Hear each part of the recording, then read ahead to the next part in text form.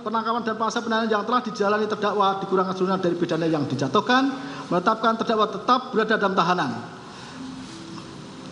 Membebankan terdakwa Mario Dandi Satrio AS Dandi membayar restitusi kepada anak korban Kristalino David Ozora alias Faring sebesar Rp25.161.900 dan menetapkan 1 unit mobil Rubicon Wrangler 36 Jeep LC HDTP nomor polisi B2571 PBP tahun 2013 warna hitam, nomor rangka 1C dan seterusnya, dan nomor mesin DL dan seterusnya atas nama Ahmad Saifuddin, alamat Gang Jati, Mampang Perapatan, RT 11 Cadral, berikut kunci dan STK serta harta lainnya milik terdakwa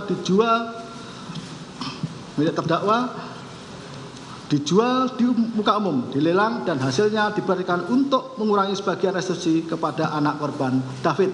Dan 7, menyatakan barang bukti selebihnya sebagaimana ditentukan dalam putusan ini dan membebani terdakwa untuk membayar biaya perkara Rp5.000. Silakan duduk. Baik, atas putusan yang dijatuhkan, saudara punya hak untuk terima, pikir-pikir, membanding. Demikian juga untuk penuntut umum, dan saudara bisa berkonsultasi kepada penasihat hukum saudara. Silakan.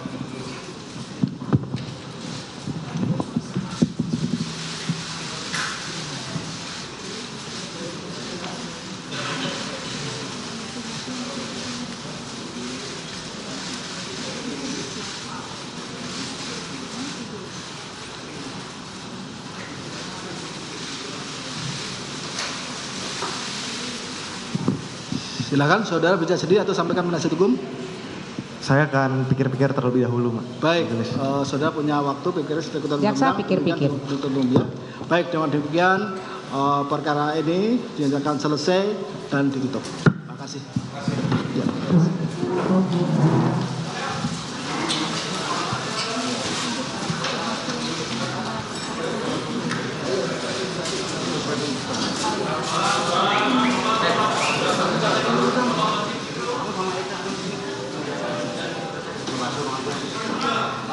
Ya saudara, yang Anda saksikan ini adalah kondisi terkini di Pengadilan Negeri Jakarta Selatan, kasus penganiayaan di mana Mario Dandi divonis 12 tahun penjara terhadap penganiayaan David Ozora. Kita tahu saudara, vonis tersebut Mario Dandi selama 12 tahun penjara dengan membayar restitusi sekitar 25,1 miliar rupiah. Terkait dengan vonis yang dijatuhi oleh Mario Dandi oleh majelis hakim, Mario Dandi dan juga kuasa hukum mengaku akan pikir-pikir terlebih dahulu apakah akan mengajukan banding atau tidak.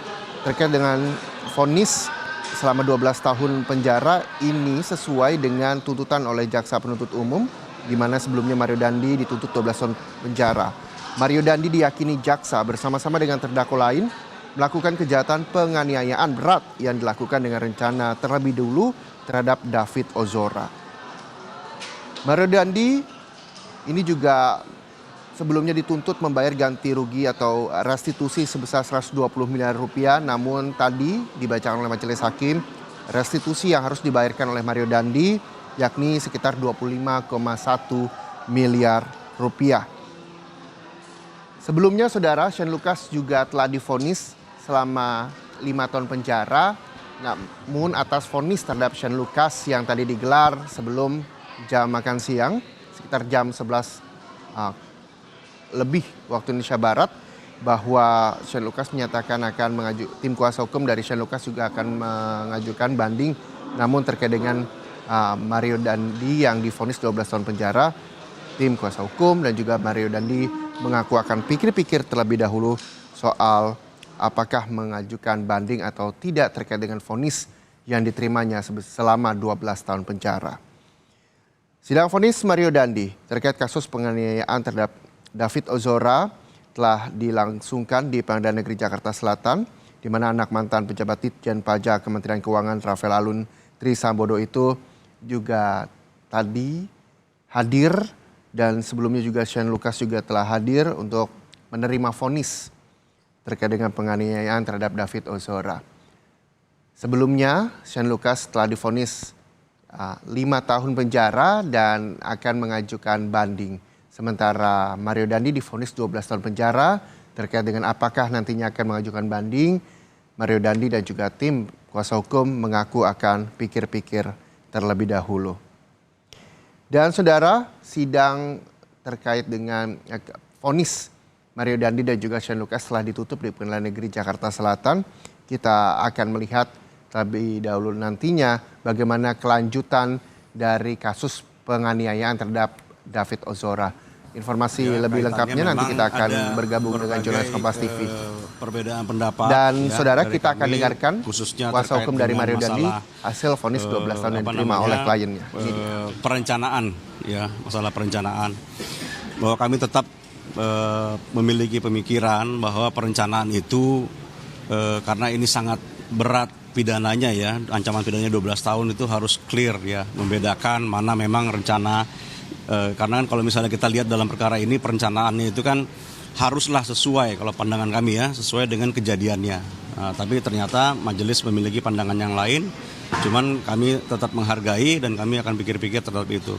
Nah, kalau untuk kaitannya dengan restitusi, kami sangat bersyukur paling tidak ada satu hal atau beberapa hal yang sejalan dengan pembelaan kami, ya, di mana majelis hakim tidak membebankan pidana tambahan, pidana kurungan ataupun penjara, ya, karena memang hal tersebut tidak dimungkinkan berdasarkan undang-undang yang berlaku, ya.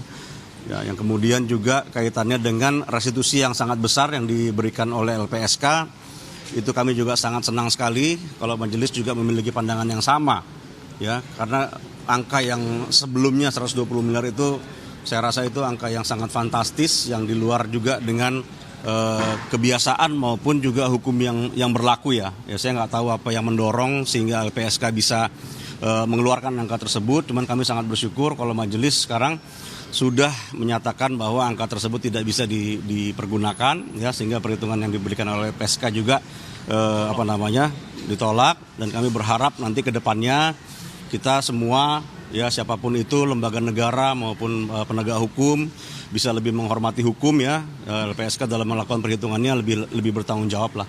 Karena ini juga menyangkut keadilan seperti yang saya sampaikan di awal. Ini bukan hanya keadilan untuk korban yang kami doakan selalu untuk cepat sembuh, tapi juga keadilan bagi pelaku, ya, pelaku yang akan menghadapi hukumannya. Penegasan saja berarti intinya apakah posisinya akan banding atau tidak? Ya, karena memang ada hal-hal yang masih saya sampaikan tadi kami tidak sependapat, ya.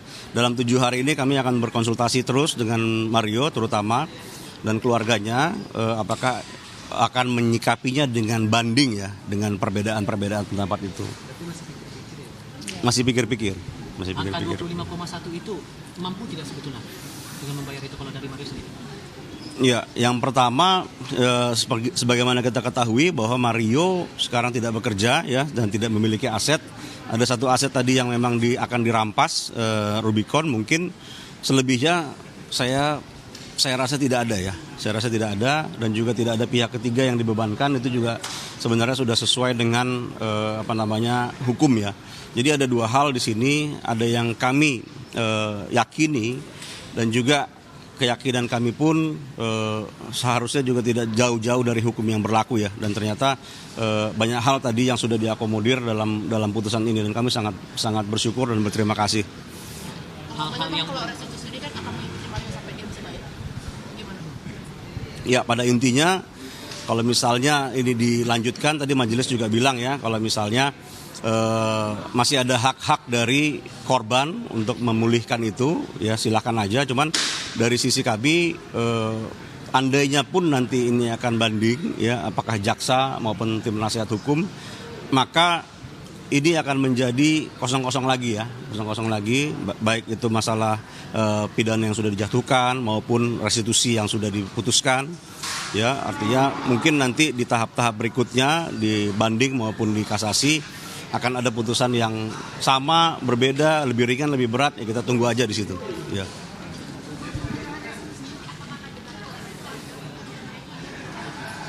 Ya, kalau untuk sampai mencakup ke keluarga, saya bisa sampaikan bahwa keluarganya pun sekarang sedang dalam proses hukum ya terhadap tindak pidana gratifikasi, sehingga semua aset dari keluarga ini juga sudah sama-sama kita ketahui sudah di-freeze semua, baik rekening maupun aset, sehingga apabila pun keluarganya mau gitu loh, ya jawabannya mungkin akan dikaitkan dengan kemampuan juga ya. Saya rasa dalam keadaan seperti ini keluarga sedang tidak mampu untuk melaksanakan mengganti restitusi itu. Dan pada akhirnya pun restitusi itu sekarang apabila nanti ada banding akan dipertimbangkan kembali baik itu nanti di Pengadilan Tinggi maupun di Mahkamah Agung. Ya, jadi angkanya pun sebenarnya sampai saat ini belum fix ya, belum fix. Ya.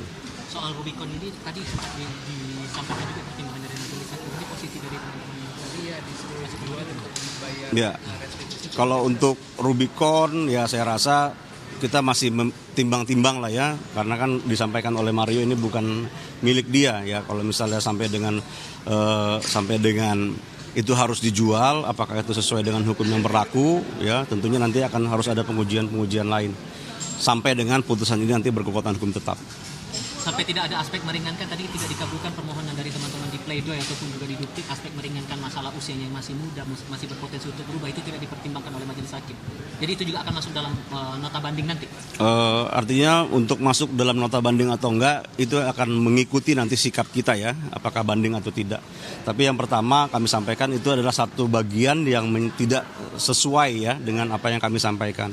Karena sebesar apapun ya perbuatan yang dilakukan oleh Mario itu tidak bisa menghilangkan fakta bahwa dia memang masih muda ya, dan masalah usia itu selalu dalam beberapa putusan yang sudah kita lewati atau kita dengar bersama itu selalu menjadi alasan yang meringankan ya, alasan yang meringankan. Tapi kalau misalnya di sini pun ternyata tidak dipertimbangkan sebagai alasan yang meringankan, ya saya hanya menyikapi itu sebagai perbedaan pendapat kami dengan majelis ya pada saat ini, dan kami harap nanti apabila nanti kami banding itu akan menjadi salah satu faktor yang dipertimbangkan sebagai hal yang meringankan, karena itu memang sudah tidak bisa dipungkiri lagi ya, sudah tidak dipungkiri lagi, termasuk Mario yang berterus terang baik itu dalam sikap di BAP dia disampaikan semua terbuka apa yang terjadi ya. Sampai detil-detil perkataannya yang pada saatnya dalam persidangan ini pun semua perkataan yang disampaikan itu yang menjadi dasar bagaimana pasal 355 perencanaan yang penganiayaan berat yang berencana itu bisa terbukti.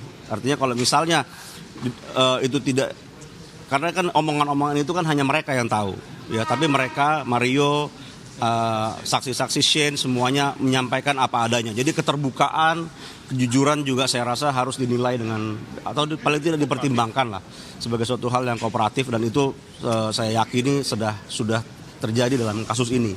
Respon Mario tadi saat didengar putusannya tadi sama dengan tuntutan jaksa tadi ke teman-teman penasihat hukum? Ya, kami memang sudah diantisipasi